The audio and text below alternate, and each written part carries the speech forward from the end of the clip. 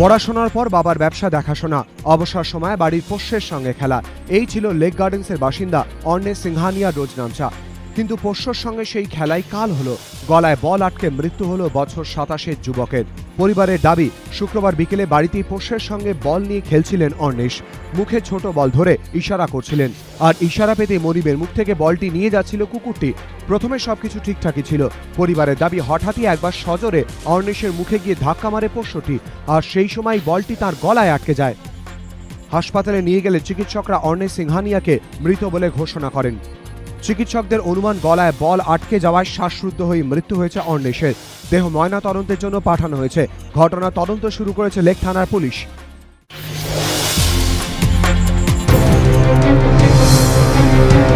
শহরে ফের অগ্নিকাণ্ড, এবার বড়বাজারের রামপুরিয়া বিল্ডিং। পুলিশ সূত্রে খবর, শনিবার সকাল 10টা নাগাদ আগুন লাগে রামপুরিয়া বিল্ডিং এর দোতলায় একটি পাটের জিনিসপত্র তৈরি সংস্থার অফিসে। ভিতরে আটকে পড়েন দুজন। গাঢ় ধোঁয়ার চাদরে ঢেকে যায় চারিদিক। খবর পেয়ে আসে বড়বাজার থানার পুলিশ, আসে দমকল। বহুতলে ঢোকার রাস্তা শুরু হওয়ায় আগুন নেভাতে গিয়ে সমস্যায় পড়ে দমকল।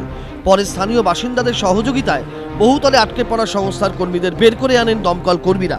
দমকলের 4টি ইঞ্জিনের ঘণ্টাখানেকের চেষ্টায় আগুন নিয়ন্ত্রণে আসে। দমকলের প্রাথমিক অনুমান, শর্ট সার্কিট থেকেই আগুন।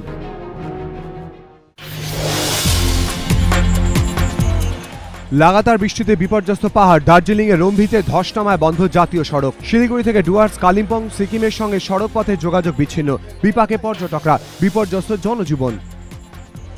বৃহস্পতিবার সন্ধ্যায় রম্ভির স্মৃতিঝোড়ার কাছে নামে বড় সড় ধস। তারপর থেকেই গত 3 দিন ধরে একাধিক ধসের সম্পূর্ণ রুদ্ধ ওই রাস্তা। মেরামতি শুরু হলে শনিবার সকাল থেকে একটানা বৃষ্টিতে বন্ধ কাজ। বেলার দিকে কাজ ফের শুরু হলেও ধসের জন্য বিঘ্নিত হচ্ছে তা।